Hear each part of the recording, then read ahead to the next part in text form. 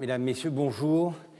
Ravi de vous retrouver comme d'habitude ce vendredi après-midi. C'est une partie de plaisir pour moi, avec beaucoup de trac, mais bon, on s'y fait, on finit par s'y faire.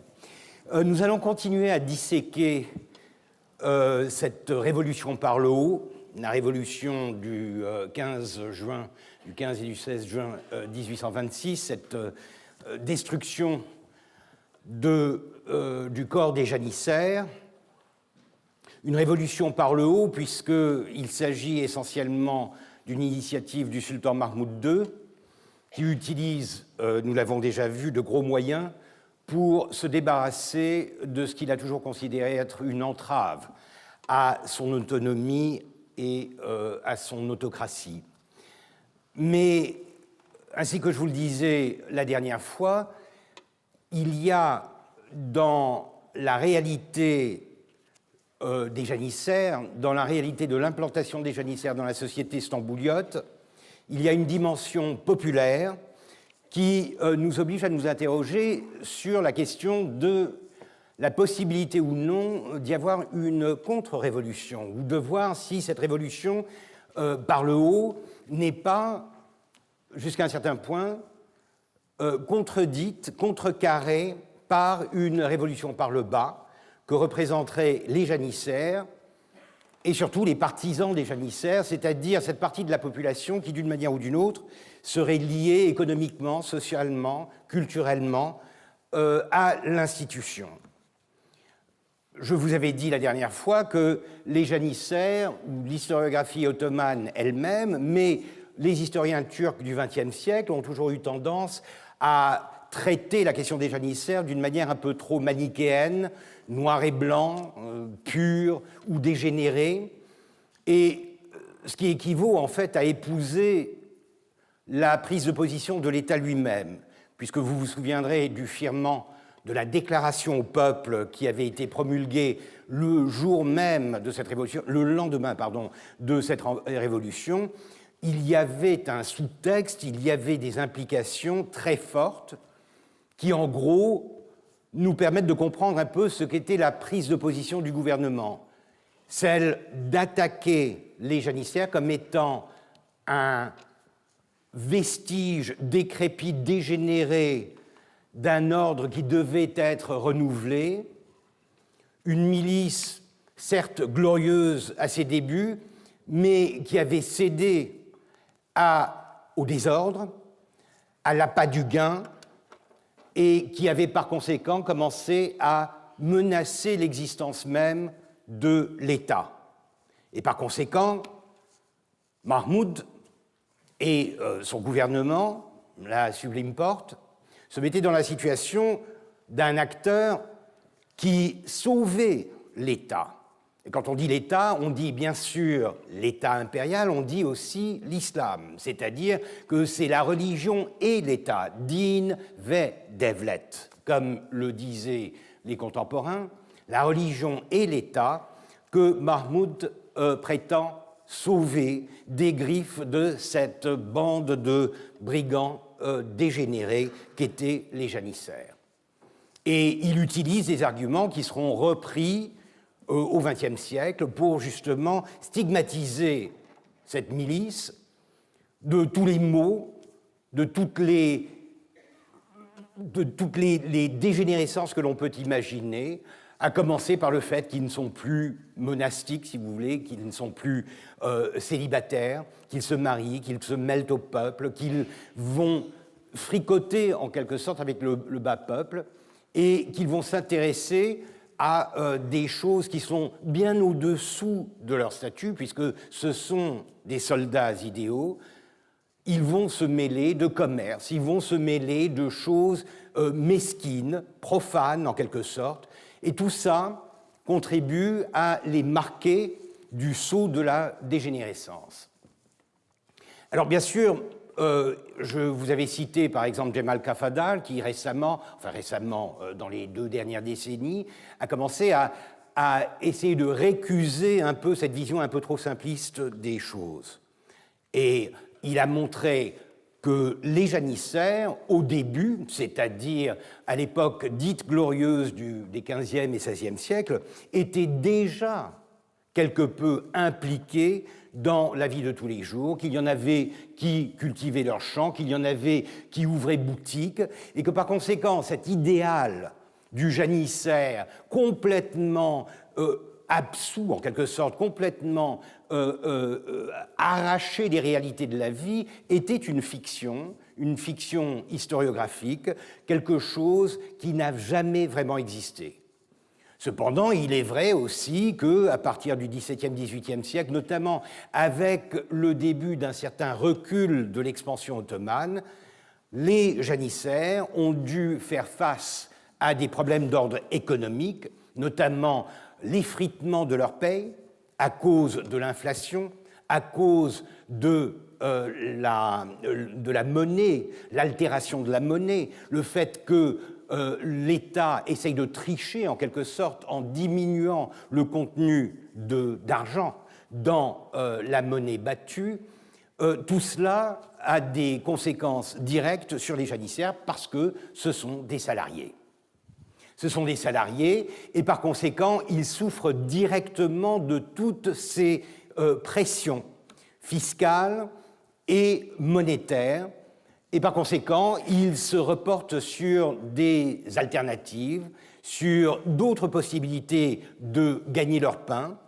Et ils utilisent bien sûr à la fois ce que l'on pourrait appeler un commerce honnête, c'est-à-dire s'insérer en quelque sorte dans la vie économique de la ville, mais aussi un commerce malhonnête, celui d'user de ce qu'ils ont encore, c'est-à-dire ce monopole de la violence, le fait que ce sont des soldats, qu'ils ont un corps qui est solidaire et que par conséquent, ils peuvent adopter des méthodes, disons, mafieuses pour imposer leur présence dans le système économique et social de la ville. Donc c'est extrêmement complexe. De là à dire que les janissaires, et ça a été dit, mais je n'en suis pas vraiment convaincu, que les janissaires représentent déjà une sorte de société civile naissante, je crois que c'est aller un peu trop loin. Mais il est vrai, et c'est ce que je vais essayer de vous montrer en disséquant justement la documentation de l'époque, et notamment les rapports d'ambassade, il y a des courants populaires, il y a des mouvances, il se passe des choses à Istanbul qui sont bien plus complexes que la manière un peu simpliste dont l'État voudrait donner l'image en annonçant son triomphe du 17 juin comme définitif et comme étant la solution à tous les maux de l'Empire. L'image que j'ai choisie, c'est un petit retour en arrière, mais c'est un détail d'une gravure du XVIIe siècle qui a l'avantage de représenter les janissaires d'abord avec leur fameux burk, donc ce turban, ce couvre-chef assez imposant. Encore une fois, il faut que vous sachiez que là, ça redescend jusqu'au bas des reins, donc c'est joli à voir. Je ne sais pas si c'est pratique au front, mais en tout cas, c'est imposant. Et puis ces aigrettes qui sont plus ou moins décorées de plumeaux ou de pierres, selon le grade des individus. Mais ce qui est encore plus intéressant ici, c'est que l'on y voit des symboles, ce que les Ottomans appellent, les janissaires appellent des remises, des signes, ou des nishanes, des symboles, qui représentent chacun un orta.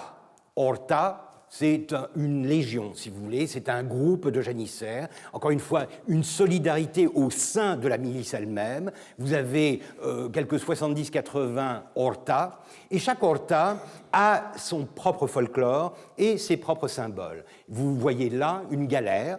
Donc, ils trimballent en quelque sorte au bout d'une pique le symbole de leur orta. L'autre a un moulin à vent. Donc, c'est vraiment tout et n'importe quoi. Vous avez des symboles qui sont parfois extrêmement guerriers, si vous voulez. Vous en avez d'autres qui sont tout à fait anodins. Mais c'est quelque chose, et nous reviendrons là-dessus, c'est quelque chose qui est extrêmement puissant dans la représentation des janissaires. Vous vous souviendrez peut-être que l'ambassadeur d'Ahmed III, envoyé à Paris en 1720, Mehmet Çelebi Efendi, s'appelle en turc 28 Mehmet Çelebi, ce qui veut dire 28. Mehmet Çelebi, 28. Pourquoi 28? Parce qu'il appartient au 28e Orta. Donc c'est une identité très forte qui se conjugue à la fois numériquement, en se référant à l'identité, au numérotage, si vous voulez, des légions, ce qui rappelle un peu l'Empire romain, et bien sûr à la symbolique. Et cette symbolique, on va la voir, on va la retrouver dans des contextes parfois assez surprenants. Donc c'est un peu pour ça que j'ai pris une image qui n'était pas vraiment des années 1820, mais plutôt de la période faste des janissaires au XVIIe siècle, alors qu'ils étaient encore reconnus comme la plus grande, la plus puissante milice de l'Empire ottoman.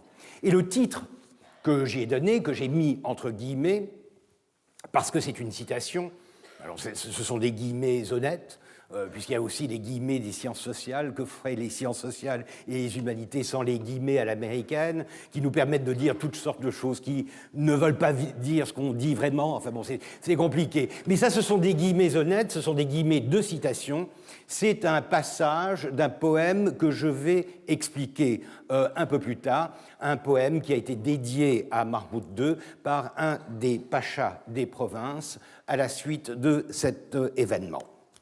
Donc, je vous rappelle un peu la nature des rapports d'ambassade. Encore une fois, j'insiste sur le fait que les rapports d'ambassade sont extrêmement intéressants du simple fait qu'ils essayent autant que possible de rapporter à Paris une idée plus ou moins concrète de ce qui se passe.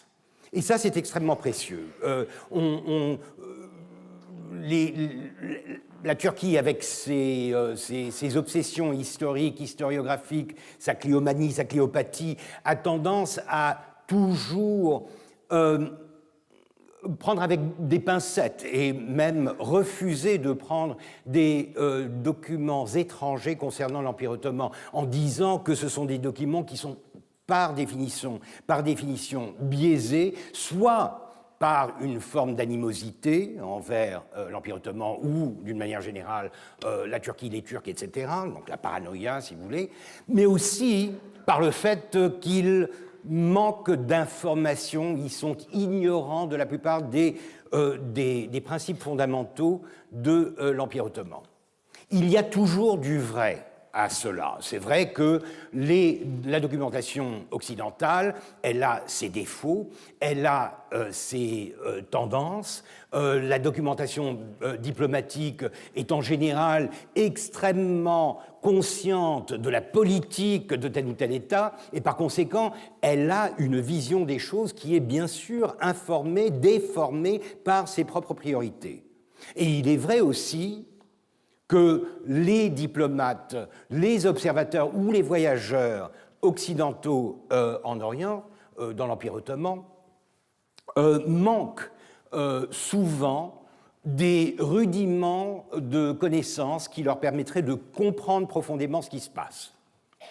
D'abord parce que c'est un univers extrêmement varié et que par conséquent connaître une langue, et ça c'est un problème des historiens aujourd'hui, connaître une seule langue ne vous donne qu'une vision des choses. En ne connaissant que le turc, vous finissez par vous limiter à une vision qui est turcocentrique ou du moins qui reflète une documentation rédigée en turc, et cette documentation, elle est le plus souvent la documentation officielle, celle de l'État. Donc, pour les étrangers, la connaissance des langues est déjà une entrave. Et c'est pourquoi, nous en parlions la dernière fois, ils ont des droguements, ils ont des truchements, ils ont des interprètes.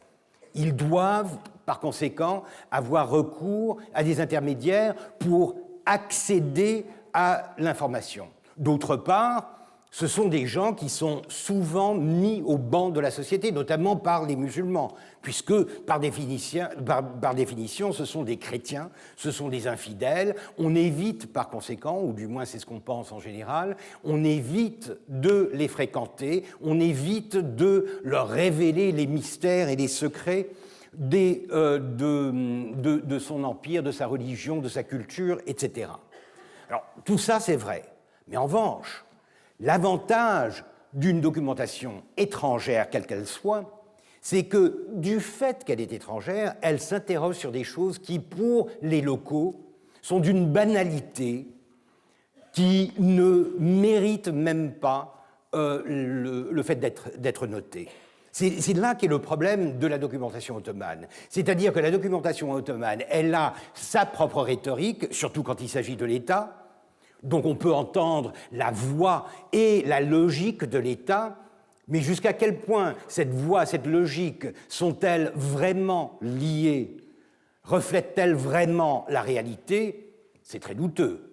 On le sait, l'État, par définition, et je parle de n'importe quel État, ment.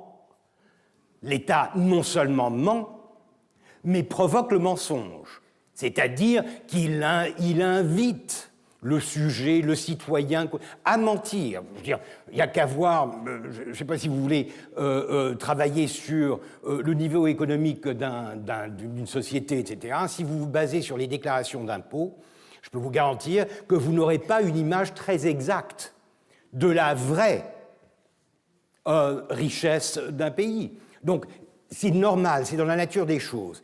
En fait, l'État ment tellement et les citoyens mentent tellement que, au final, ça finit par s'annuler. Donc, on arrive à voir à peu près où ça se situe. Mais les étrangers ont l'avantage, justement, d'une curiosité que les Ottomans n'ont pas.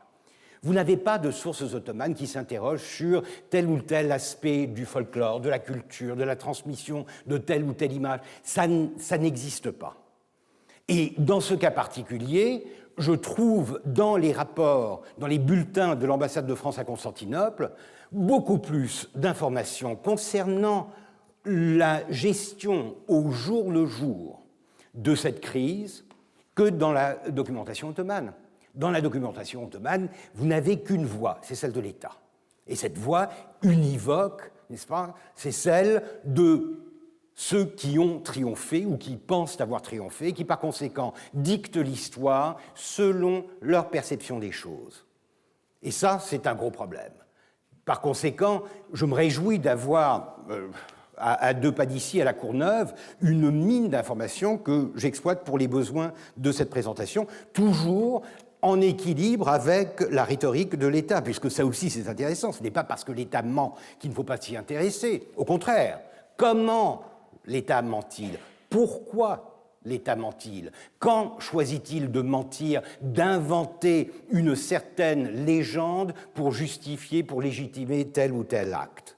Donc ici, c'est un rapport d'ambassade, mais le 19 juin, donc au début vraiment de la crise, à peine 3 jours après les événements, les janissaires sont abolis, quiconque se dit janissaire est mis à mort. Donc c'est une atmosphère de terreur, un peu à la manière de la terreur de la Révolution française, c'est-à-dire que tout le monde se sent en insécurité, peut à tout moment être inculpé de connivence ou d'appartenance à la milice abolie. Et ça, bien sûr, ça prouve déjà que ce n'est pas uniquement la milice qui est en cause. Ça prouve déjà qu'il y a un effet de vague, si vous voulez, et que par conséquent, si la population se sent inquiétée, si elle se sent soupçonnée par l'État, c'est bien qu'il y a des réseaux, il y a des connivences pour l'État, des assimilations, des associations, des fraternisations, toutes sortes de relations entre la milice, ce qu'elle représente, et la population de la ville. Donc, on les exécute, c'est vraiment la terreur, c'est la guillotine, au lieu de la guillotine, c'est le sabre, si vous voulez. Dès qu'on les trouve, le gouvernement se montre implacable et rien n'égale sa rigueur cruelle que sa prodigieuse activité dans les mesures propres à consolider son triomphe. Ce triomphe paraît complet, il est maître partout et partout l'ordre a reparu. Chacun vaque de nouveau à ses affaires. Alors la première impression est vraiment celle du calme rétabli, l'ordre rétabli grâce à la main de fer, à la poigne de fer de l'État. Mais, dit-il, toutes les traces d'un si grand coup n'ont pu disparaître encore. Donc tout étranger qu'il est, cet observateur français, se rend bien compte que ça n'est pas encore fini, que ça ne peut pas être fini si facilement et qu'il y a probablement un orage qui couvre. Tout ce qui a été janissaire n'est point détruit et ne peut pas l'être, au moins de sitôt. Pourquoi? Parce que c'est un réseau tentaculaire qui va au-delà de simplement les casernes. De là, cet air sombre et inquiet. Alors ça, c'est vraiment quelque chose que vous ne trouverez jamais dans la documentation ottomane. Aucun document ottoman va vous dire que la cité, la ville est sombre et inquiète. Et pourtant, c'est très intéressant, parce que là, vous parlez de sentiment, vous parlez d'une sensation. Et ça, pour l'historien, c'est de plus en plus intéressant. Et c'est précieux, parce que ça va au-delà d'une histoire purement événementielle. C'est une histoire un peu plus sensorielle, une histoire qui a une sorte d'âme, un reflet de l'état d'esprit de la population à cette époque-là. Donc, de là, cet air sombre et inquiet qui trahit les sentiments divers de tant d'individus compromis ou qui croient l'être. Les ministres, les rijals, sont sous la tente, je vous l'avais déjà dit, il y a un état de siège en quelque sorte, et ils vont rester sous la tente jusqu'au début du mois de septembre, donc pendant quand même 3 mois, c'est assez impressionnant. Un détail très intéressant que j'ai trouvé encore une fois dans les rapports de l'ambassade, c'est ceci, la découverte, en déménageant le palais des sultanes, Eskisaray, ce qui est aujourd'hui le campus de l'université, le campus central de l'université d'Istanbul, c'est l'ancien palais par opposition au nouveau palais qui est le palais de Topkapı, celui que tout le monde connaît. Le vieux sérail a complètement disparu, il a été rasé pour faire place justement au ministère de la guerre après les événements de 1826. Mais cet ancien palais, qui était à l'origine le premier palais que Mehmed le Conquérant avait établi à Constantinople même, au centre de la ville, au cœur de la ville, ce palais servait en quelque sorte de remise aux femmes et aux eunuques et aux serviteurs du sultan précédent. Donc c'était une sorte de dépôt, de hangar pour des gens qui avaient terminé leur carrière et dont on ne savait plus quoi faire. Et c'est là que l'on découvre, nous dit ce document, un paquet ensanglanté qui renfermait les vêtements ensanglantés, oui, il se répète un peu, de sultan Osman, massacré par les janissaires à l'âge de 18 ans. Vous vous souviendrez peut-être que la dernière fois, je vous avais montré une série d'images des janissaires et une gravure du XVIIIe siècle, une gravure française représentant le sultan Osman II,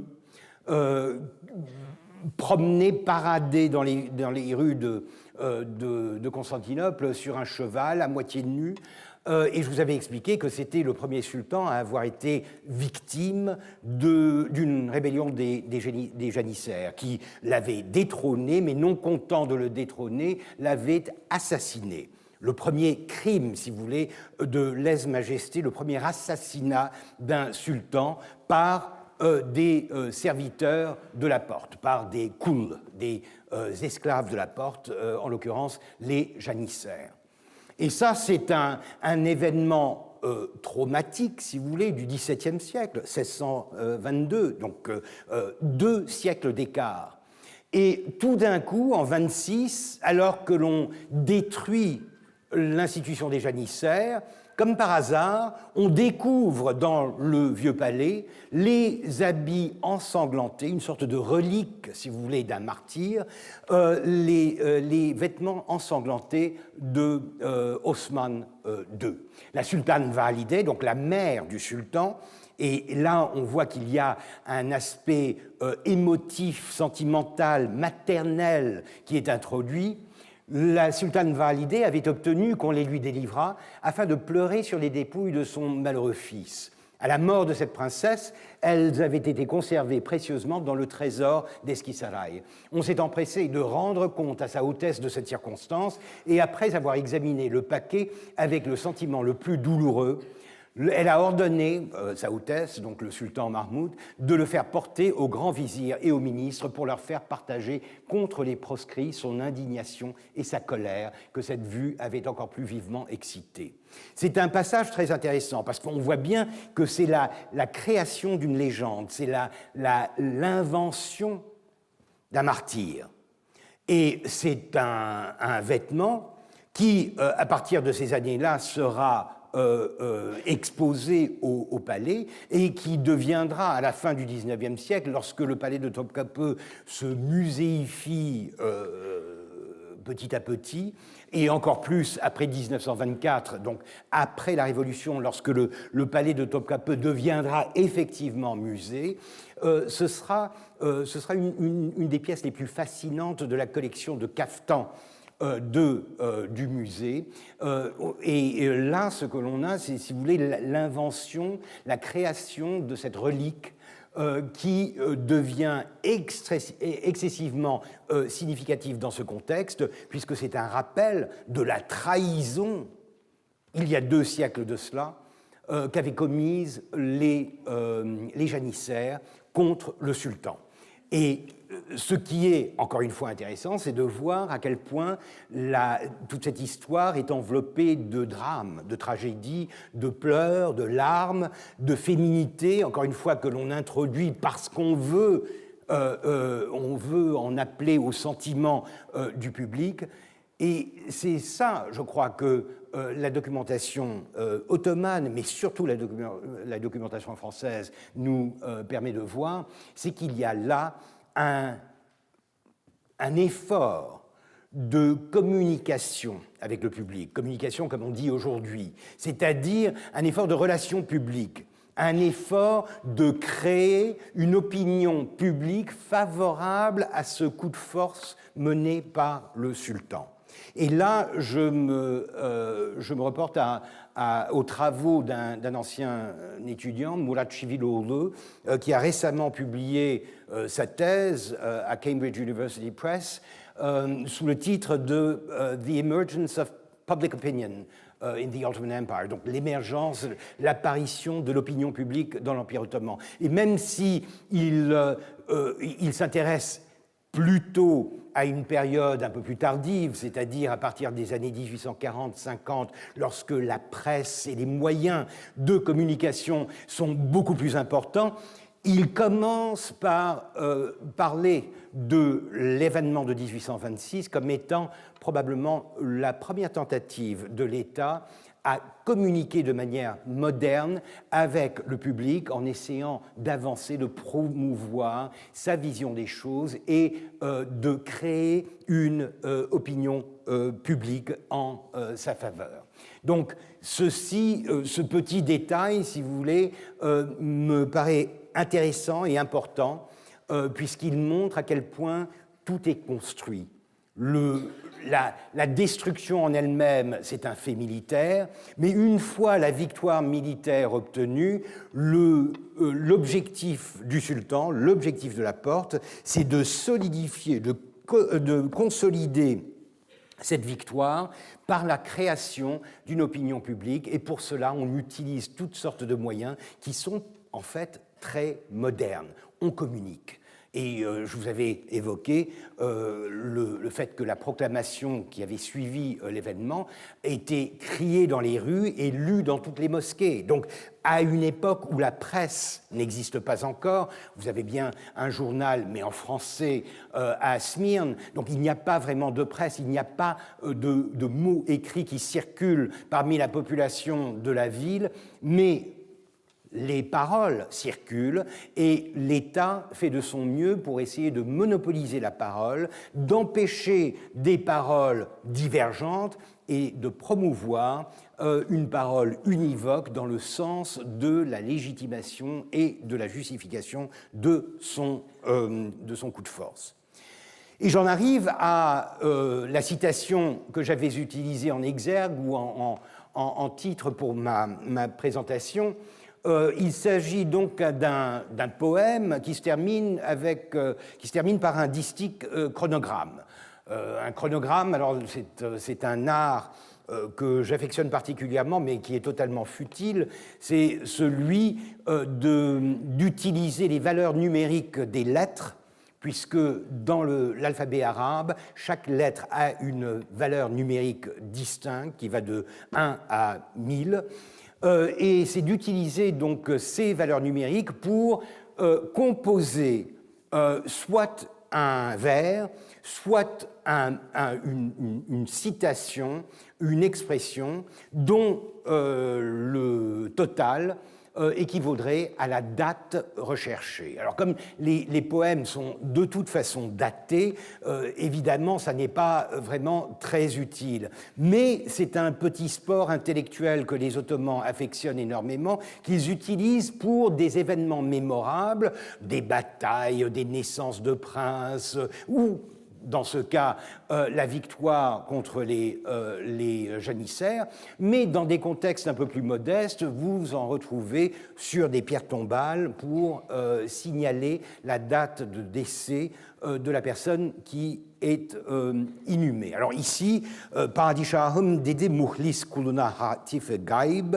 Muhlis, c'est le nom de l'auteur. Il s'appelait Esat Muhlis Pacha, Pacha de Tchermen, donc qui avait la charge de la garnison de Edirne, Andrinople, un des postes les plus importants de la machine militaire ottomane. Il dédie en quelque sorte un poème à Mahmoud pour célébrer cette victoire contre les janissaires. Et Tam tarihin anın oldu, donc le chronogramme, il introduit le chronogramme, et le chronogramme, c'est en fait uniquement les deux derniers mots, Gaza-i Ekber. Gaza, vous le savez peut-être, c'est la guerre sainte. Alors vous avez djihad, bien sûr, et djihad, ce sera utilisé plus tard, notamment pendant la Première Guerre mondiale, pour définir l'engagement militaire de l'Empire ottoman et de tous les musulmans du monde contre les puissances de l'Entente. Mais Gaza, c'est un terme un peu plus médiéval, un terme qui définit en fait la passion guerrière des Ottomans au début de leur carrière politique. À la fin du XIIIe, au début du XIVe siècle, ils sont tous ghazis. Ils sont tous ghazis, ce sont des guerriers de la foi. Et ce qu'ils pratiquent, donc la guerre sainte, c'est la gaza. La gaza, et c'est intéressant de voir donc ce pacha, Muhlis, Esat Muhlis Pacha, appelle la victoire de Mahmoud Gaza-i Ekber, la plus grande, Ekber, vous le savez probablement à cause de Allahu Ekber, n'est-ce pas, Dieu est le plus grand. Gaza et Ekber, c'est la guerre sainte la plus grande de toutes les guerres saintes. Encore une fois, très intéressant de voir que les pachas, l'entourage, ceux qui doivent pratiquer la flagornerie, bien sûr, parce que ça fait partie un peu du rituel du pouvoir, des rituels du pouvoir, ils insistent sur le fait que c'est une bataille sacrée, une bataille livrée au nom de l'islam, ce qui, encore une fois, va dans le sens de la rhétorique de l'État, en stigmatisant les janissaires comme des ennemis de la foi, des ennemis de l'islam. Donc, Gaza et Ekber, et si ça vous intéresse, voici la formule qui permet de calculer le gain fait 1000 points, etc. Et vous rajoutez tout ça, vous additionnez tout ça, et ça vous donne 1241 de l'hégire qui correspond à 1826. Je ne vous cacherai pas que c'est un petit sport que j'affectionne particulièrement. J'ai énormément travaillé là-dessus quand je travaillais sur l'épigraphie funéraire, et il m'est arrivé de m'essayer à l'art du chronogramme. Je fais ça de temps en temps. C'est amusant, mais encore une fois futile. Mais parfois, tout ce qui est futile, futile est peut-être la définition même du luxe, n'est-ce pas? Ce qui est inutile, après tout, mais agréable. Voilà. Donc, voici, encore une fois, une vision de cette formulation univoque de cette guerre menée contre les impies, contre les dégénérés, contre les brigands que sont les janissaires. Et c'est par conséquent dans la documentation ottomane que l'on trouve des expressions qui sont de plus en plus fortes et de plus en plus intéressantes du point de vue de leurs implications politiques. Eşkıya, alors Yeniçeri eşkıyası, des bandits. Şaki, eşkıya, c'est un terme qui revient systématiquement dans les écrits politiques turcs pour définir en fait ceux qui sont hors la loi. Ce sont les bandits de grand chemin, mais ce sont surtout les rebelles, surtout ceux qui se rebellent contre l'autorité du sultan. Donc on applique en quelque sorte aux janissaires le sceau de la honte, le sceau de la trahison. Dinu devlete ihanet, la trahison de la religion et de l'État. Dinu devlet, déjà cette formule un peu consacrée, la religion et l'État.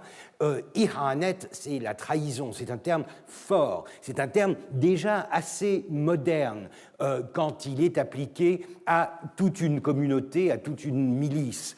Très fort. Et encore plus fort, Namunishane, et c'est là que j'évoquais au début les symboles, donc le corps aboli. Alors ça, c'est typique, on n'utilise plus le terme. C'est un peu comme au XVIIe ou au XVIIIe siècle, quand on parlait du protestantisme en France, on disait la religion prétendue réformée, la RPR. Pourquoi ? Pour ne pas lui donner de légitimité et pour la nommer par ce qu'elle avait de plus faux. Donc, essayer en quelque sorte de contourner la reconnaissance de la moindre légitimité à ce corps en l'appelant déjà le corps aboli. Mulga, ilga etmek ou mulga, aboli. Donc, effacé, dont le nom et les symboles sont entièrement enlevés et effacés de la face du monde. Et ça, il faut le comprendre littéralement, c'est-à-dire que c'est un cas de damnatio memoriae. Encore une fois, quelque chose qui va vous rappeler l'Empire romain, cette tradition très romaine d'effacer littéralement sur les inscriptions le nom de ceux qui, généralement après leur mort, étaient jugés indignes de figurer sur les monuments épigraphiques, sur les monuments de l'Empire. Damnatio memoriae, c'est-à-dire la condamnation de la mémoire, condamner des individus à l'oubli. Donc effacer en quelque sorte toutes les traces de leur présence.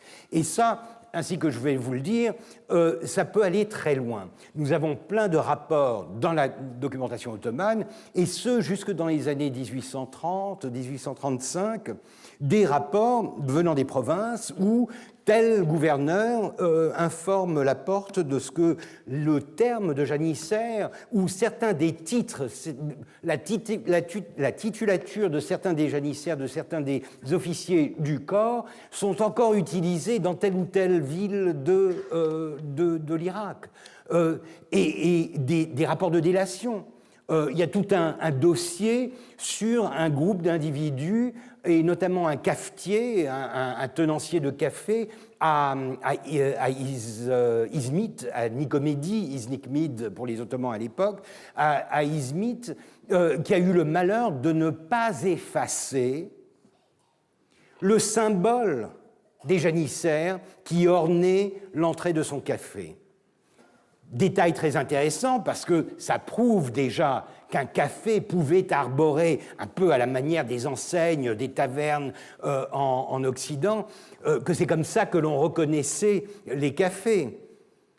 Et que cette reconnaissance se faisait par le biais d'un symbole qui était directement associé à telle ou telle légion des janissaires. Lui-même ne l'était pas. Selon le dossier, il n'a pas l'air d'être lui-même janissaire, mais il était d'une manière ou d'une autre impliqué, imbriqué dans le réseau de ces janissaires. Et bien sûr, il est exécuté, ainsi que certains compagnons qui, eux aussi, sont jugés, encore une fois, avoir trahi cette damnatio memoriae en rappelant, en évoquant la présence, l'essence de la milice des janissaires. Donc c'est vraiment quelque chose que les Ottomans prennent très au sérieux. Il s'agit, et nous n'en connaissons pas vraiment d'autres exemples avant cela. Vous avez des damnatio memoriae qui sont parfois un peu ironiques. Par exemple, le fameux Ibrahim Pacha, gendre de Suleiman le Magnifique, qui était d'abord connu sous le sobriquet de Makboul, celui qui est aimé, celui qui est apprécié. Et après sa mort, parce qu'il a été exécuté, il est tombé en disgrâce et il a été exécuté, son sobriquet a été changé en Maktoul, qui veut dire assassiné, tué. Alors c'est de l'ironie, ça vous en avez beaucoup, vous avez des pachas qui s'appellent 1000 pièces, Hezar Pahaleh, parce qu'ils ont été mis en pièces à la suite d'une rébellion. Alors bien sûr c'est un sobriquet posthume, mais ça n'est pas de la damnatio memoriae, et surtout là ça implique toute une corporation, tout un corps de l'armée avec toutes ces connexions dans la réalité de tous les jours de la ville, des villes de l'Empire. Il y a un document, encore une fois, ottoman, dont je n'ai relevé que la partie autographe du sultan. Je crois vous avoir déjà expliqué que ce qu'on appelle un Hatt Sherif ou un Hatt Humayun, c'est-à-dire un écrit impérial, est un document qui est orné de l'écriture du sultan. Mais cette écriture, c'est en général un commentaire en haut. C'est la décision finale à la suite d'un placé, d'une représentation qui est faite soit par un individu, soit par un membre, un dignitaire, un membre du gouvernement. Le sultan s'applique et écrit au-dessus son opinion. En général, il commence par « j'ai eu une vision impériale de ce que vous avez écrit », ce qui est déjà bon. Et ensuite, il décide. Alors là, il s'adresse à son vizir, Benem Viziren, en français. « S'il est vrai que l'usage par le peuple de termes anciens est le seul fait de l'habitude, il n'y a pas de doute que de même que leur bouche s'y est habituée, leur nature penche aussi dans ce sens. » Et il parle de ça, parce que le document en question, c'est un rapport qui provient justement d'Izmit et qui dit que la population utilise encore des termes bannis, des termes qui se réfèrent aux janissaires, en n'utilisant pas le mot. C'est toujours le corps aboli, etc. On essaye d'utiliser des euphémismes, on essaye de contourner le vocabulaire, mais en gros, ce que le document dit, c'est que les gens continuent d'utiliser une terminologie qui va à l'encontre de cet effacement de la mémoire qui avait été promulgué. Donc, dit-il, s'il est vrai que l'usage par le peuple de termes anciens est le seul fait de l'habitude, il n'y a pas de doute que de même que leur bouche s'y est habituée, leur nature penche aussi dans ce sens. Donc, ce n'est pas simplement le fait de parler, ce sont des sympathies, c'est quelque chose qui est ancré dans la société. Par conséquent, comme il est impossible de calmer cette ardeur tout d'un coup, réaliste, il est à souhaiter de la grâce divine que la peur inspirée par de telles enquêtes finira par les corriger. C'est la terreur, c'est-à-dire qu'il est conscient du fait que, effectivement, on ne va pas pouvoir éradiquer immédiatement la mémoire des janissaires, mais à force d'inquiéter la population, à force de faire des enquêtes, entre guillemets, policières, pour essayer de trouver, de démasquer ceux qui contribuent à la conservation de cette mémoire, on va finir par inspirer la frayeur, la terreur, qui finira, espère-t-il, par faire oublier, par réaliser, par conclure en quelque sorte cette opération d'oubli qui avait été débutée en 1826. Mais ça va plus loin. Et là, c'est quelque chose qui est en rapport avec ce que je viens de vous dire, ma passion pour l'épigraphie funéraire. Avec mon collègue et ami Nicolas Vatin, nous avons passé des années à travailler sur l'épigraphie funéraire ottomane, sur les inscriptions, l'épitaphe ottomane, pour y déceler des tendances, des transformations qui puissent être liées à des changements de mentalité. Mais là, ce dont je vais vous parler, ça n'est pas vraiment l'épitaphe, mais plutôt la forme de la pierre tombale. Et vous en voyez une à gauche, qui est aujourd'hui conservée au Musée des Arts turcs et islamiques à Istanbul. Et vous remarquerez tout de suite, et c'est pourquoi j'ai mis l'image à côté, que le couvre-chef de cette stèle est un couvre-chef de janissaire. Plus encore, si vous regardez au bas de l'épitaphe, vous y verrez quelque chose que vous avez vu en début, avec mon image d'ouverture, une galère. Une galère qui est, si je ne me trompe, le symbole du 56e régiment, de la 56e Légion, ou je ne sais quoi. Donc c'est un janissaire qui s'affiche par le couvre-chef. Et ça, je vous épargne toute une digression sur la manière dont les stèles ottomanes deviennent de plus en plus anthropomorphes, c'est-à-dire qu'elles épousent en quelque sorte une forme humaine uniquement parce qu'elles tiennent à représenter le couvre-chef de l'individu, puisque le couvre-chef définit le statut.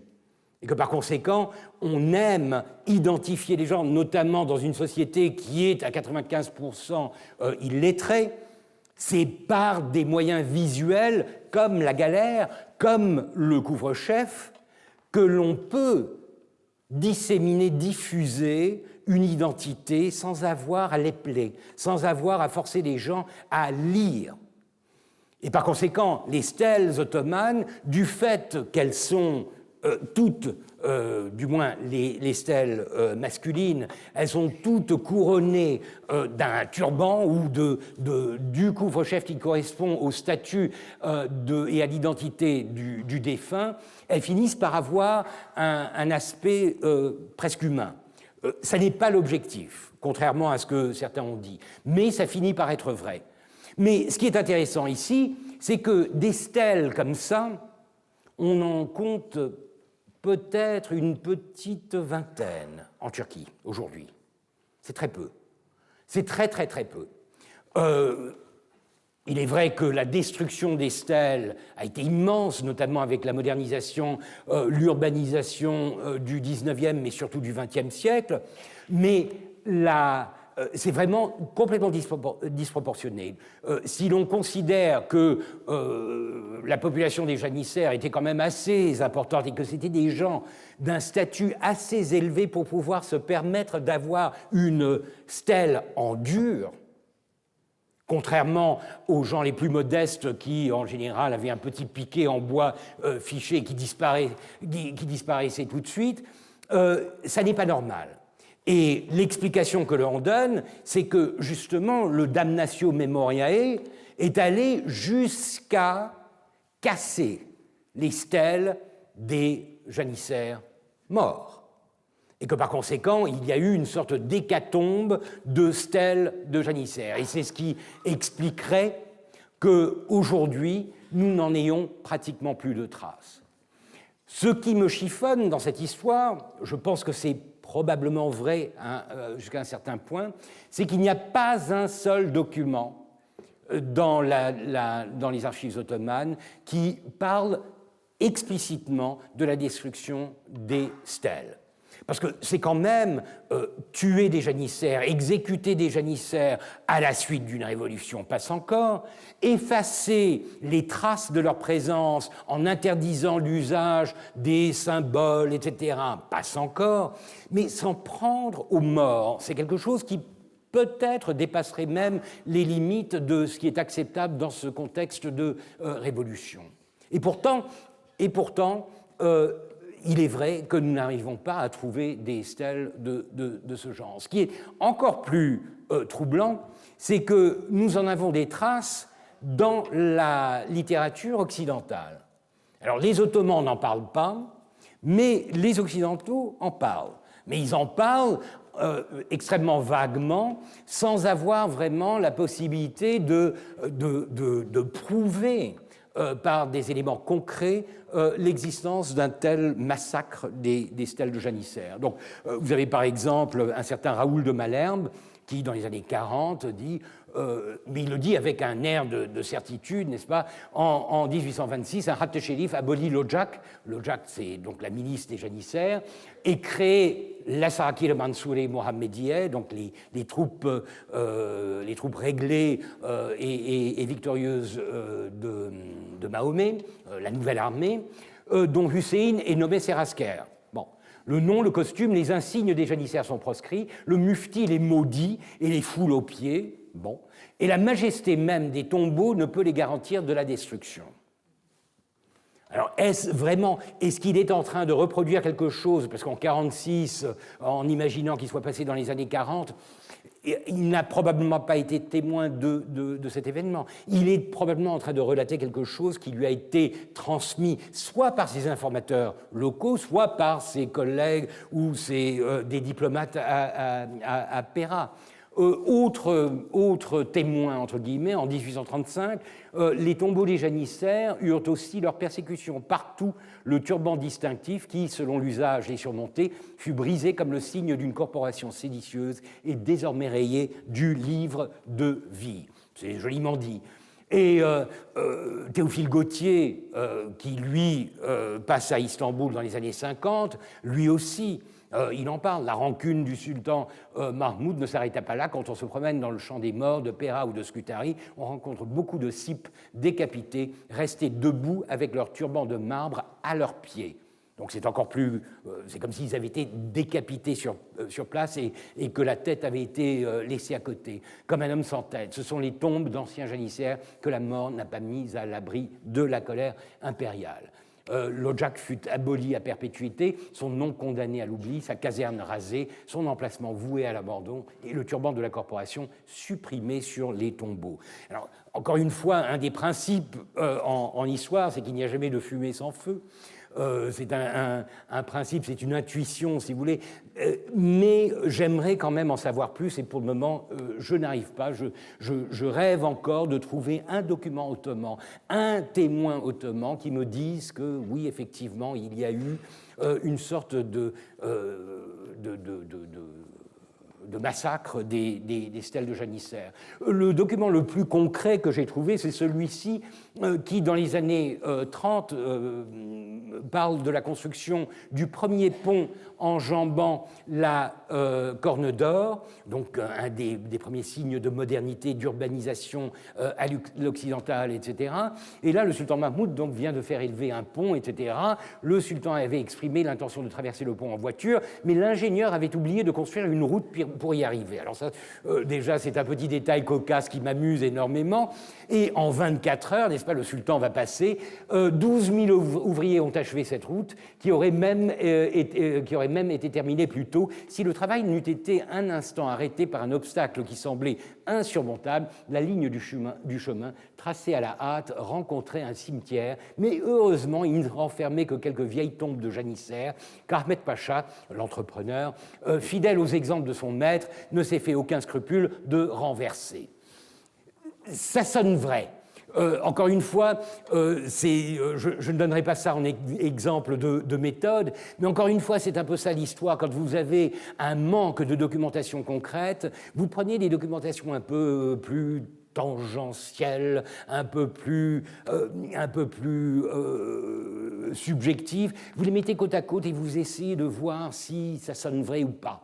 Et pour moi, ça sonne vrai. Et l'idée même que cette violence de la damnatio memoriae ait été appliquée à des stèles me paraît concourir avec l'atmosphère, l'enthousiasme, le zèle qui entourait cette révolution par le haut en 1826. Ce qui me surprend, en fait, ce n'est pas que ce soit le cas, que ce soit arrivé, c'est qu'il n'y ait pas de document l'ordonnant, qu'il n'y ait pas de décret impérial disant que tous les signes, y compris les stèles des janissaires, doivent être détruits. Enfin, un jour peut-être. Mais ce qui est assez intéressant, et là, je pense que ça vous donnera une idée de la persévérance et de l'obstination du sultan pour ce qui est de cette destruction de la mémoire des janissaires, cette satanisation, cette démonisation des janissaires, c'est un entrefilé dans le journal officiel, la gazette officielle de l'Empire, Takvim Vekai, c'est un hebdomadaire qui commence à paraître en 1831. Il fait partie un peu de cette nouvelle modernité, du paquet de modernité que Mahmoud va appliquer. Donc c'est le numéro 68, donc la revue, enfin la gazette est encore à ses débuts. Et là, dans cet encadré rouge, vous avez un passage qui est très intéressant parce qu'il concerne des janissaires, et des janissaires morts. Mais des janissaires morts non pas sous la forme de stèles, mais sous la forme de vampires. Et ça, dans la gazette officielle de l'Empire ottoman. C'est très intéressant. Voici en gros un passage qui explique un peu tout. En gros, c'est le cadi ou le muderris de Trnovo, en Bulgarie aujourd'hui, qui écrit à la porte, qui fait une déclaration signée par cet ouléma, qui parle du fait que la population d'un village des environs de Trnovo a été persécutée par de mauvais esprits, par des démons, qui s'amusaient en gros à jeter les affaires d'un côté à l'autre. Enfin, c'est une sorte de maison hantée, si vous voulez, et c'est un village qui est victime de...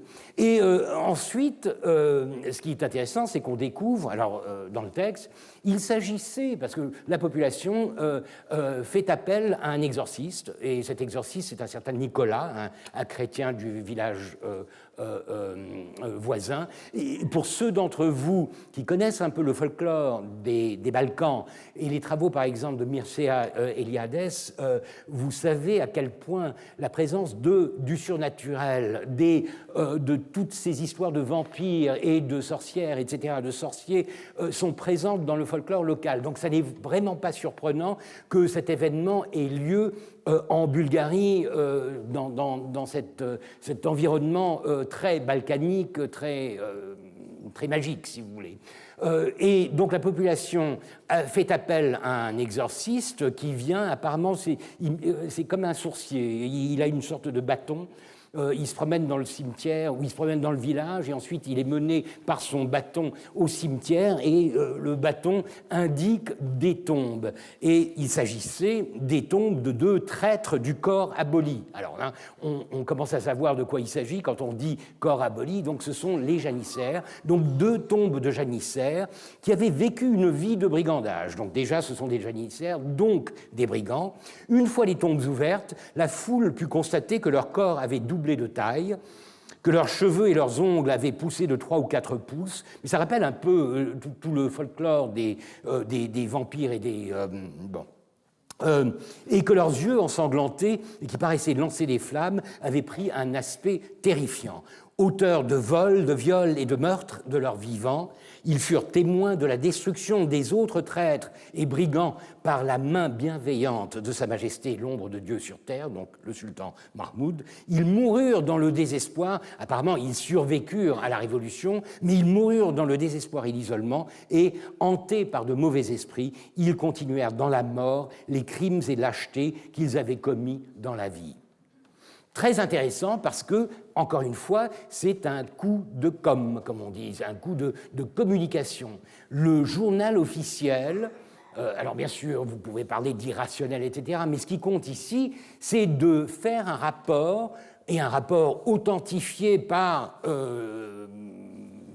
le signataire, qui est un digne membre des oulémas de la région de Tirnovo, un rapport qui fait état du fait que les janissaires sont tellement pourris que même dans la mort, ils vont poursuivre les innocents villageois et vont les persécuter. Et ensuite, vous avez bien sûr l'exorcisme, et c'est un pieu à travers la poitrine, et le cœur bouillit. Enfin bon, il y a tout un folklore. Mais ce qui est intéressant, c'est ça, la construction d'un mythe, la construction d'un épisode dramatique, mais symboliquement extrêmement puissant, qui, en gros, dit à la population, à celle qui sait lire, que les janissaires, vous voyez, ça fait 7 ans, mais ils sont encore là. Ils sont encore là sous forme de fantômes, d'esprits malveillants, et telle est leur dégénérescence, leur méchanceté, leur putréfaction, en quelque sorte, qu'il est pratiquement impossible de les éradiquer, mais le sultan, dans sa bienveillance, de la même manière qu'il a éradiqué ce mal parmi les vivants, s'occupe maintenant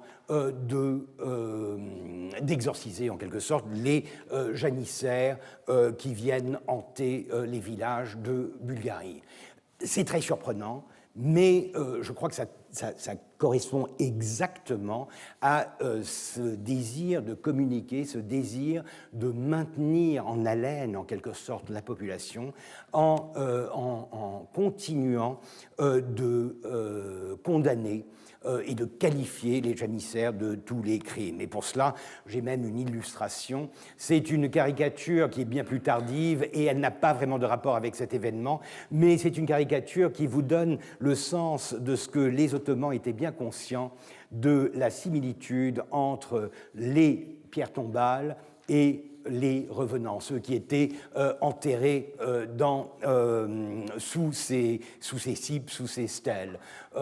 Mais ça, c'est dans un contexte très différent. Je ne me lancerai même pas dans cette digression parce qu'on irait beaucoup trop loin.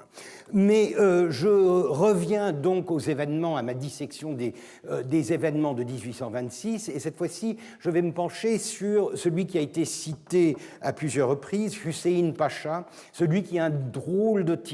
Il est Aga Pacha, Ağa Pacha, ce qui surprend parce que soit on est Ağa, soit on est Pacha. Ağa, c'est un titre que l'on associe avec justement la milice des janissaires. Le chef des janissaires s'appelle le Yeniçeri Ağası, c'est le janissaire Aga, comme disent les contemporains occidentaux, tandis que Pacha, c'est la bureaucratie, qu'elle soit militaire ou civile. Ce sont des gens qui sont en dehors du corps. Il n'y a pas vraiment de pacha au sein de la milice. Ce qui explique le fait qu'il combine ces deux titres, c'est que justement Hüseyin Pacha, avant d'être Pacha, a été Aga des janissaires.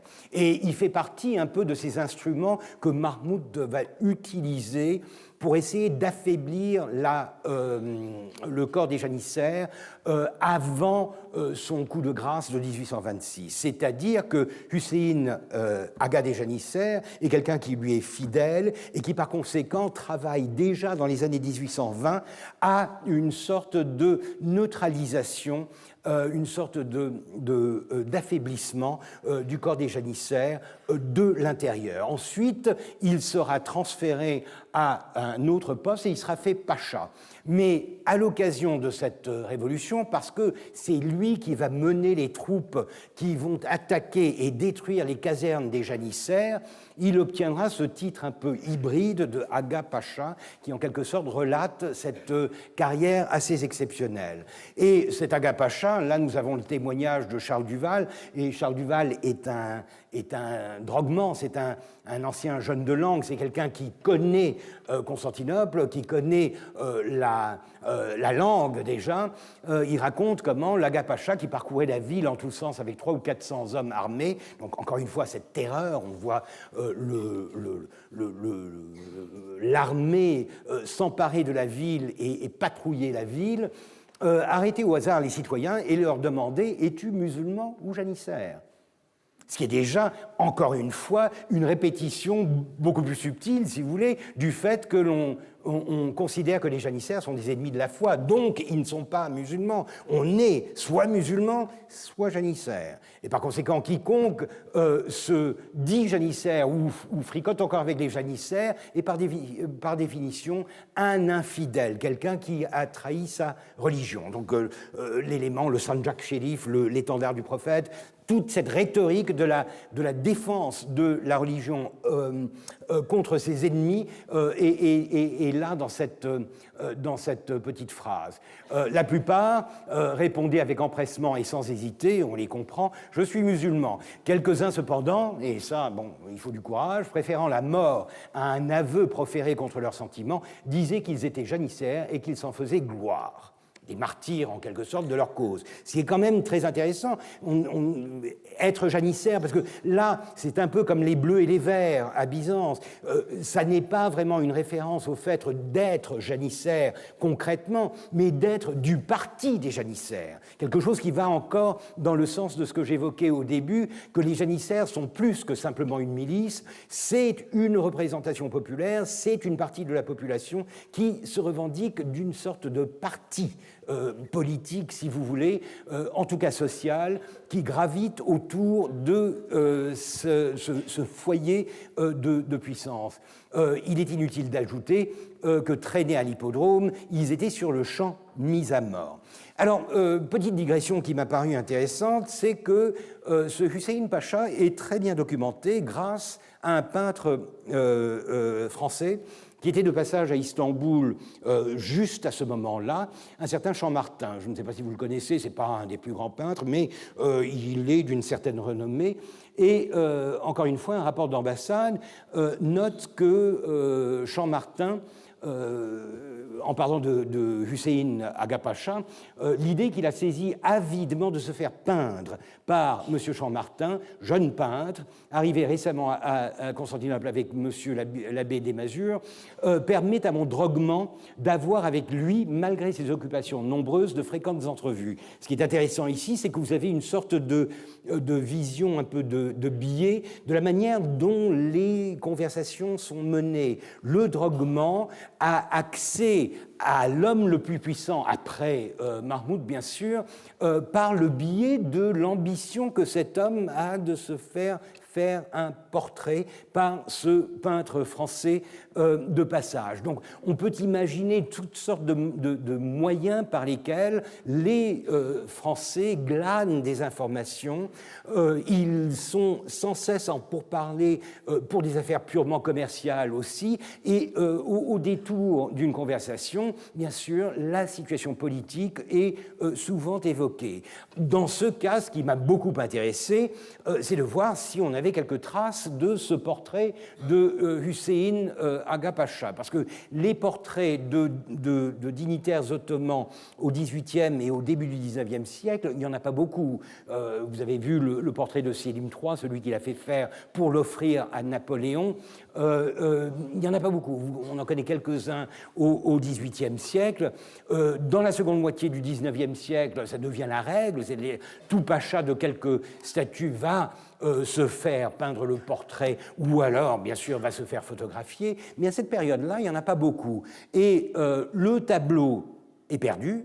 Du moins, on ne sait pas où il est, mais en revanche, ce qui est intéressant, c'est qu'on en a une reproduction. C'est-à-dire qu'en 1828, alors le tableau est de 1826, en 1828, une reproduction gravée a été faite de ce tableau, et on en a un exemplaire au British Museum à Londres. Ce qui est intéressant, alors vous avez une légende au bas qui dit exactement de quoi il s'agit. Hussein Pacha, aujourd'hui général en chef de l'armée du Danube, de simples janissaires, devint janissaire Aga, puis Pacha des janissaires. Il se mit à la tête de la révolution du 16 juin 1826. Peint à Constantinople le 20 juin 26, donc à peine 4 jours après les événements, par Champmartin et gravé à Paris par Dupont, etc. en 1828. très intéressant, et en plus c'est un portrait assez vivant, disons. Mais ce qui est intéressant, c'est que le cadre de cette reproduction a une sorte de programme épigraphique. Il y a des inscriptions en turc. Tout en haut, vous avez Sultan Mahmud Sayesinde, donc grâce au sultan Mahmoud. En fait, c'est un programme épigraphique qui se lit de manière plus ou moins circulaire, puisque vous y voyez retracer la carrière de l'individu. Nefer, soldat, simple soldat. Ensuite, Yeniçeri, aga des janissaires. Ensuite, Aga Pacha, justement, et ensuite nommé pour la première fois Serasker, le soldat des soldats, donc en fait le généralissime des armées. Et ça reprend en quelque sorte la légende en français que je vous ai lue il y a un moment. De l'autre côté, c'est un peu plus compliqué parce qu'il n'y a pas la même logique. Alors Hüseyin Pacha, ça d'accord, c'est son nom. Asakir Mansoure, les soldats victorieux, c'est le nom de cette nouvelle armée qui est créée et dont il devient le généralissime. Ce qui est plus ambigu, c'est de voir Ehli Urzlar, donc en fait des honnêtes hommes, c'est-à-dire des gens de bien, des gens qui respectent la loi. Pourquoi ? Je ne sais pas, est-ce par opposition aux janissaires, mais enfin, c'est quelque chose qui ne colle pas tout à fait. Et en plus, vous avez un Khan, là, le sultan, tout seul, sans rapport. Ça n'est pas vraiment clair, mais ce qui m'intéresserait vraiment de savoir, c'est si ce programme épigraphique fait partie du tableau d'origine. Est-ce que c'est une commande de Hüseyin Pacha? Est-ce que c'est lui, en quelque sorte, qui a voulu se construire une identité, une carrière, un profil, en dictant aux peintres ou à quiconque était chargé de faire la décoration du cadre, je ne sais pas. On finira peut-être par savoir, je vais aller fouiller un peu à droite et à gauche, mais je trouve que c'est un détail intéressant. En tout cas, c'est un tableau qui ne fait pas partie, malheureusement, de la plupart des récits que nous avons de cet épisode qui, je vous le disais, est généralement passé un peu trop rapidement sous le signe du noir et du blanc, de la destruction de la tradition et de l'instauration de la modernité, etc. C'est beaucoup plus compliqué, et en plus, quand vous arrivez à voir des caractères des acteurs en chair et en os, et de ce point de vue, je trouve que ce tableau est très parlant, ça devient, à mon avis, beaucoup plus intéressant. D'autant plus que les rapports d'ambassade ont un commentaire concernant le caractère de Hüseyin Pacha. Serasker, il jouit toujours du plus grand crédit, c'est lui qui paraît être, et il se dit lui-même chargé de la réorganisation de tout l'Empire. Donc il ne se prend pas pour la queue d'une poire, comme on dirait. Ce n'est du reste qu'un soldat plein de bravoure, et non pas bravitude, et de mérite, mais d'instruction militaire aucune. C'est une pauvre tête avec un bras redoutable. Très intéressant. Bon, donc ce n'est pas une lumière, mais c'est un type qui est loyal, qui est solidaire, qui suit son maître, et grâce à qui son maître a réussi ce tour de force qu'est la destruction des janissaires. Sa fortune l'enivre, et l'on ne saurait dire s'il en pourra soutenir longtemps le poids. Mais encore une fois, c'est ça qui est intéressant dans les rapports diplomatiques occidentaux. Les Ottomans, en général, soit font de la flagornerie, ils vont vous vanter tel ou tel individu, ou alors ils vont vous le descendre parce qu'il a été, justement, il est tombé en disgrâce. Mais ce qui m'intéresse dans le cas de Champmartin, c'est qu'il n'y a pas que ce tableau-là, qu'il est produit en 1826, il y a aussi le tableau que j'avais utilisé en ouverture de ma précédente communication, ma précédente leçon, et dans ma naïveté, j'avais pensé que je pourrais arriver jusque-là dans l'heure et demie qui suivait. Bon, mais c'est pour aujourd'hui. Le voici. Le voici, c'est un tableau extrêmement vivant. Alors celui-ci, il existe, on le connaît. Il se trouve au musée d'art et d'histoire de Rochefort. Et c'est donc un tableau de Champ-Martin daté de 1826 et qu'il appelle, parce qu'il l'a exposé au Salon, en 1827 et qu'il appelle l'affaire des casernes. Alors ça, c'est un euphémisme, mais ça, vous avez une sorte de mêlée où les gens s'entretuent et vous appelez ça l'affaire des casernes. Mais d'autant plus que la plupart de ses contemporains et d'autres par la suite appelleront ça le massacre des janissaires. Ils appelleront le tableau parce qu'il le représente vraiment. Mais vous avez un petit commentaire, je ne sais pas si vous avez déjà lu, consulté ou travaillé sur le catalogue des salons de Paris, des artistes vivants qui sont publiés chaque année. Certains des tableaux ont un petit commentaire qui est généralement de la plume de l'artiste. Il a donc son commentaire, l'Agapacha, suivi des siens, fait mettre le feu aux casernes où s'étaient réfugiés les janissaires et massacre tous ceux qui cherchent à échapper à l'incendie. Donc une vision un peu d'apocalypse avec énormément de violence et pour une fois, ceux qui sont violentés, ceux qui sont massacrés, ce sont ceux qui jusqu'ici avaient été considérés par le folklore, disons, orientaliste comme les pires des barbares, les janissaires. Les janissaires, c'était les milices les plus sanguinaires. Et tout d'un coup, les janissaires se font trucider par l'Agapacha. C'est un retournement intéressant. Mais ce qui m'intéresse aussi, c'est de voir un peu ce tableau, et là, je vais diverger vers un contexte occidental et celui de l'histoire de l'art, un peu, puisque Champ-Martin avait exposé en 24 un autre tableau appelé Le massacre des innocents. Celui-ci, je ne sais pas pourquoi, je ne sais pas où il est, et la base de données Joconde, je ne sais pas si vous connaissez, c'est une excellente base de données du ministère de la Culture qui répertorie en fait toutes les œuvres qui sont en France, n'en a qu'une reproduction en noir et blanc. Enfin, mais ce qui est intéressant, c'est que la composition est très, très similaire. On voit un peu que le massacre est dans l'air, que les années 1820, et ça, c'est quelque chose qui est, à mon avis, très intéressant, puisqu'il y a un contexte ottoman, si vous voulez, mais vous voyez que là, le contexte est quand même plus général. Le massacre des innocents, c'est quelque chose de biblique, n'est-ce pas, et qui n'a pas nécessairement de rapport avec ce qui se passe en Orient. Mais ce qui m'intéresse aussi, c'est de voir, encore une fois, ces connexions étranges entre des œuvres représentées, exposées au même moment. 1824, c'est aussi la date des massacres de Kyo, de Scio, comme Delacroix l'appelait.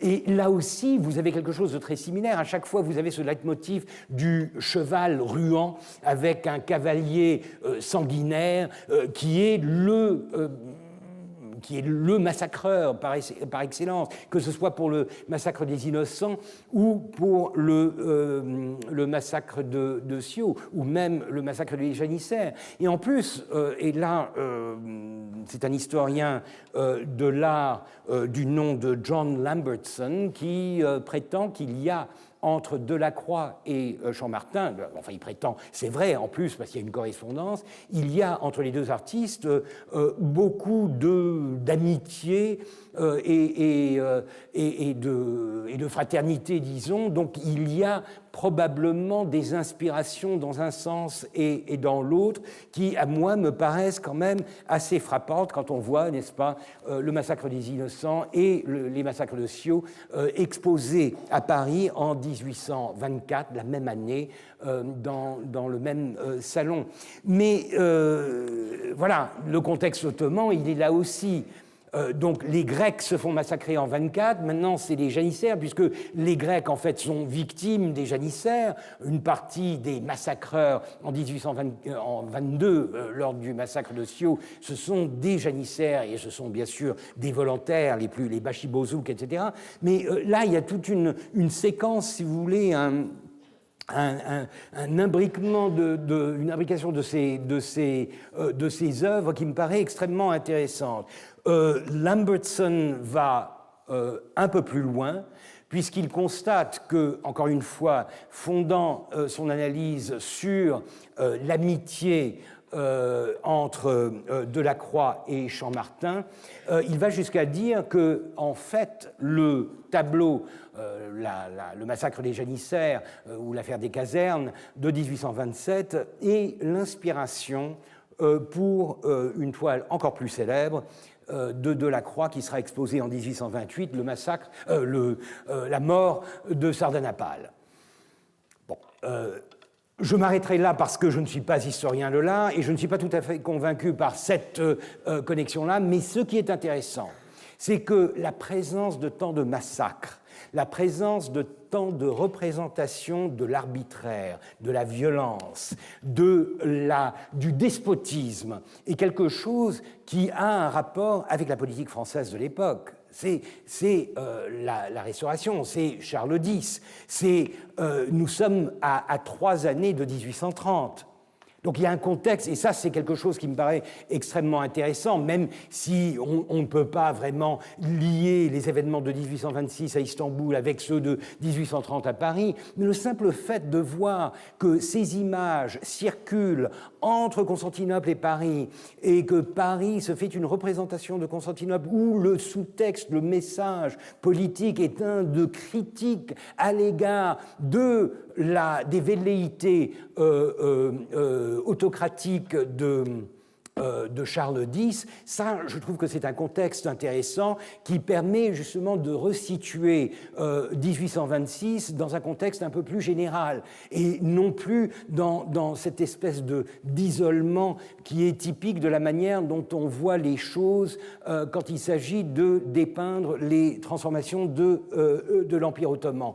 Donc c'est une digression comme je les aime, mais une digression qui me paraît utile justement pour explorer, et je n'ai fait qu'effleurer quelque chose que je n'ai pas encore étudié, mais qui me paraît extrêmement intéressant, c'est-à-dire de combiner l'étude en profondeur, l'étude minutieuse, le détail, si vous voulez, de ce qui se passe au jour le jour à Istanbul, mais le combiner avec une vision un peu plus générale d'un contexte, d'un air du temps, d'un zeitgeist, si vous voulez, qui aurait des implications et qui, par le biais de la peinture, de l'art, pourrait donner à tous ces événements une dimension mondiale, globale, qui me paraît intéressante. Mais encore une fois, et c'est ce que je vous avais annoncé au début, je suis là pas seulement pour répondre à des questions, mais pour en poser. Et ça, c'est une question que je pose et je la laisse là, encore une fois, parce que ce n'est pas ma spécialité et surtout parce que je n'ai pas fait mes devoirs encore et que j'espère pouvoir me lancer dans le détail de tout cela pour voir s'il y a d'autres sources qui permettraient de donner un peu plus d'étoffe à ces hypothèses que j'ai avancées concernant les représentations artistiques de la violence et des massacres dans les années 1820. En tout cas, si l'on retourne à Istanbul, voici encore une fois 5-6 jours après les événements, un rapport qui vous donne un peu l'air du temps, l'atmosphère assez nocive, assez noire de Constantinople. Encore aujourd'hui, les exécutions continuent. De nombreux cadavres flottent en vue du rivage vers le sérail et les 7 tours. Les 7 tours étant une forteresse qui se trouve en périphérie à la fin des murs terrestre de Constantinople. Le ministère est toujours sous la tente, donc on est vraiment dans cet état de siège, et partout on voit des pelotons d'hommes s'exerçant au maniement des armes. Donc d'un côté, on a détruit, on essaye de reconstruire, on essaye de greffer sur les décombres, sur les ruines de la milice des janissaires, on essaye de greffer cette nouvelle armée qui serait exercée, qui serait réglée régler, comme il disait, à la manière des armées occidentales. C'est une fièvre générale chez tous ceux qui sont pour le parti du monarque. Encore une fois, parti. Je trouve que c'est important, c'est un vocabulaire français de l'époque qui parle en fait de politique. Et vous ne trouveriez pas vraiment d'équivalent en turc pour dire parti, le parti du monarque, le parti. Donc c'est quelque chose qui est en train de changer. Il y a une situation politique qui va au-delà de simplement cette dichotomie entre l'État qui écrase les traîtres de janissaires. C'est beaucoup plus complexe du point de vue de la politique. Mais on rapporte aussi que le spectacle de tant de sang, donc triomphe d'un côté, mais le spectacle de tant de sang versé, de tant de décapitations publiques, de tant de cadavres exposés aux yeux, commence à faire quelques sensations pénibles dans le peuple et à causer son dégoût.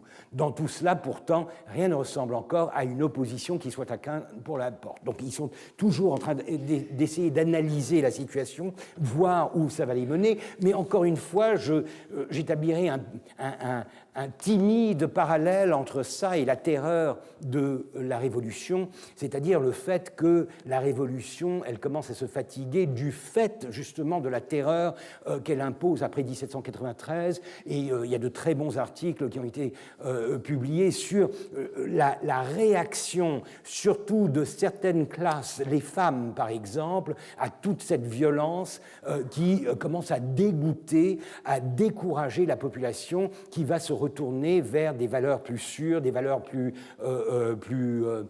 conventionnelles, la religion entre autres, et c'est ce qui va bien sûr accueillir à bras ouverts un consul entreprenant qui, à la fin de sa carrière, s'appellera Napoléon. Le bilan de tous ces massacres, on exagère sans doute, dit ce diplomate, le nombre des victimes dans le public, mais il n'est pas au-dessous de 6 à 7 000 dans la capitale et sa banlieue. C'est énorme, hein, je veux dire, 6 000, 7 000 individus. Alors bien sûr, il y a la destruction des casernes, mais il y a aussi ce qui suit, c'est-à-dire des exécutions. Alors, comment partager ces chiffres? On ne sait pas. C'est vraiment, ce n'est pas une période statistiquement solide. Donc on fait avec les estimations que l'on a. Celui des exilés est plus considérable, 15 à 16 000, et selon d'autres de 12 000. Ça aussi, énorme. La ville a peut-être 250 000 habitants. Donc vous parlez d'un exil qui implique la vie d'environ 5% de la population. C'est quand même très important. Ce sont des mouvements, tant par la mort que par l'exil, qui sont excessivement importants. Car tout homme qui n'offre pas de garantie suffisante est obligé de retourner dans son pays. On établit en quelque sorte une police, quelque chose que les Ottomans ont toujours essayé de faire, c'est-à-dire d'interdire l'accès de la capitale à des vagabonds et surtout à des célibataires. Le célibataire, c'est ce qu'on déteste le plus. Le nomade et le célibataire, c'est ceux qui sont dangereux, ceux qui n'ont pas de métier, qui sont sans voix ni loi. Et par conséquent, on essaie... Mais jamais l'Empire n'a été capable d'établir un tel contrôle, une telle rigueur sur les... C'est donc vraiment un état de siège qui est instauré. Faisons mention d'un bruit auquel on ajoute foi. Généralement, la sortie du Sanjak Sherif est toujours signalée par 12 000 victimes, et tant que ce nombre n'est pas complet, cet étendard ne rentre point au trésor impérial. Tout d'un coup, une sorte de mythe, une sorte de légende sanguinaire qui apparaît. Quelque peu soutenable que soit cette opinion, elle est fortement enracinée dans l'esprit du peuple. Encore une fois, un signe de découragement, de terreur, ça n'est pas fini, il faut qu'on atteigne le comble de 12 000 morts avant que le Sanjak, l'étendard du prophète, ne rentre dans le trésor impérial et que par conséquent on retourne à un état de paix. Dernier commentaire que j'expliquerai ici. Encore une fois, 26 juin, donc la semaine qui suit les événements, il manquerait à ce tableau un trait essentiel si nous négligeons de parler de l'espèce de stupeur soulignée dans le texte et de tristesse qu'on remarque depuis plusieurs jours dans la population en général. Le commerce est nul, donc c'est une ville morte en quelque sorte. Une masse considérable d'individus perdent une existence aisée. Peu légitime, dira-t-on, mais cependant établi sur de vieux abus restés intacts.